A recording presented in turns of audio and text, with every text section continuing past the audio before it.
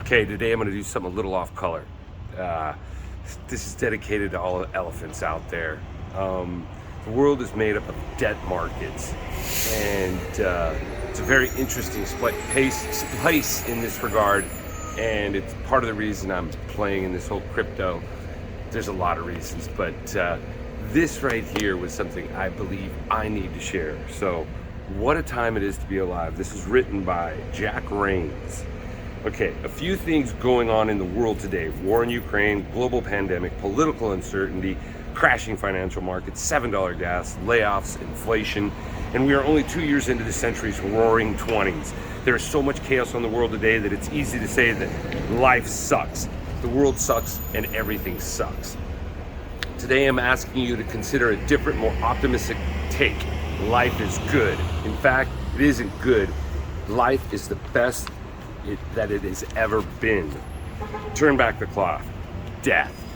If we live in Alexandria in year zero, Kyoto during the samurai era, Stockholm in 1655, or Paris during Napoleon's reign, each of us would have had a coin flip's chance of surviving adolescence. Maybe we would have survived our own birth. Maybe we would have fallen victim to famine, sickness, war, infection, labor, or an abundance of other adverse conditions. From 500 BC to 1900 AD, death reigned supreme. The world's average youth mortality rate, defined as death before age 15, was 46.7%. Additionally, 1/4 of all infants didn't reach their first birthdays. For 2,400 years, your odds of reaching your 15th birthday were reduced to the spin of a roulette wheel. But for over the last century, everything has changed. By 1950, the global youth mortality rate had been nearly cut in half to 27%.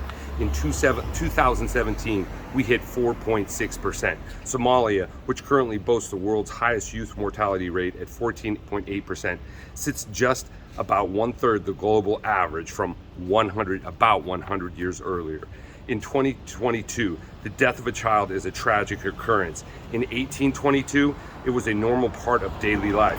We can't comprehend a world where early deaths were so common, yet that was the real world for a millennia. For millennia, not a millennia, but for millennia. Static mortality rates for centuries, then a 90% decline in just a few generations. Insane progress. Let me take a breath here. I'm out in public and people are looking at me. Poverty. In 1820, with a global population of 1.8 billion, 964 million people lived in extreme poverty, living on less than $1.90 per day in 2015, adjusted for inflation. In 2015, with a global population of 7.35 billion, 733 million people lived in extreme poverty, while the world's population increased by 6.3 billion. The number of people living in extreme poverty decreased by 230 million people. We often focus on wealth inequality in the US, and it's true. The wealth gap is growing. But what gets missed is wealth gap comparison is just how much better off poor people are now than at any point in the past. You can be poor in the United States today and have a cell phone, an internet connection, food, and shelter.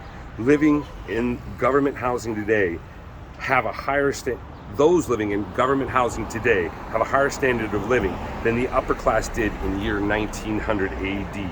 J.D. Rockefeller, the richest man in history, didn't even have air conditioning. As recently as 1981, 42% of the world lived in extreme poverty.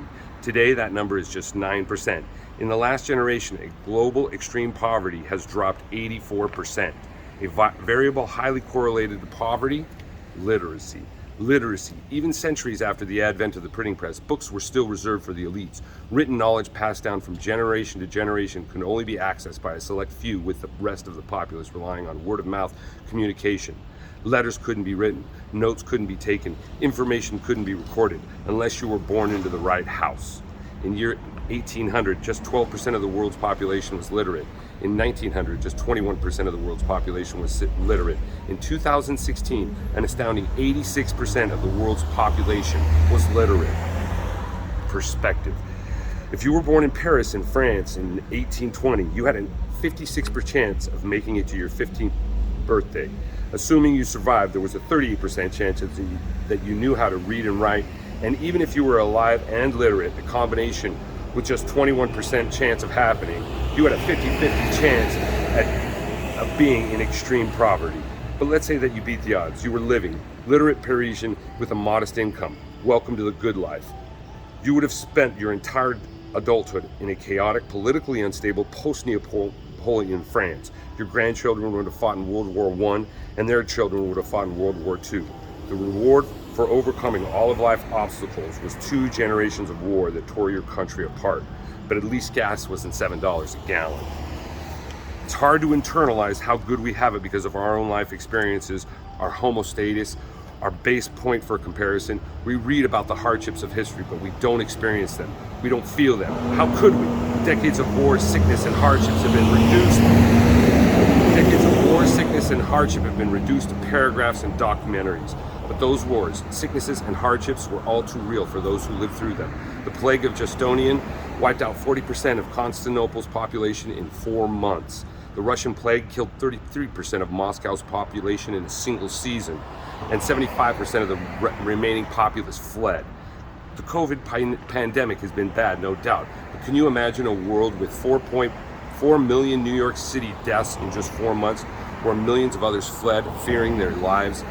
Because that happened, and it happened more than once. These accounts feel like faraway stories from an era in the distant past, lost somewhere between the fact and fantasy, but they're just too real for past generations, as our conflicts are to us today. Millions of little miracles. History is nothing if not a series of mankind conquering nature's limitations. The printing press allowed our knowledge to conquer death. Penicillin allowed our bodies to conquer infection. Fertilizers allowed farms to conquer famine. Steam engines allowed our ships to conquer windless seas. Airplanes allowed us to conquer gravity at distant travel. Phones allowed us to conquer long-distance communications. Computers allowed us to conquer the spatial limitations of data storage. Over time, these little miracles, these little breakthroughs, they compounded. Each generation built from the shoulders of their predecessors, beginning life on third base thanks to a triple hit by the generation before. And innovation has accelerated as a result. Every single thing that we take for granted today would be nothing short of a miracle to anyone who lived just 100 years ago. Supermarkets with fresh selections of every food imaginable are magic. Planes that will transport you to anywhere in the world in under a day are magic. Clean water is magic. Antibiotics are magic. Cell phones are magic. Plumbing systems are magic. Anesthesia is magic. The fact that you can read this blog from New York to New Delhi to New Zealand is magic. But to us, none of this is magic. To us, the real magic is that our ancestors survived with so much less. Inflation sucks, COVID sucks, war sucks, high gas prices suck. But we live in a world where we can FaceTime your best friend in another country and they can fly to visit you the next day. You can instantly communicate with anyone who has an internet connection. The poorest people in the first world countries still have food, water, shelter, and access to health care, while 200 years ago, a large gash on your leg was a death sentence. We struggle with purpose. We struggle with purpose. Okay, this is so significant. We struggle with purpose. Our ancestors struggled with survival. Asking what do I want to do with my life is a privilege. Considering the primary concerns for everyone before us was, how do I stay alive? So while we tweet, text, and opine about the disastrous state of the world today, it is important to remember that the depths of our modern hells would be the pinnacles of our ancestors' lives. Our problems are a privilege. There you go.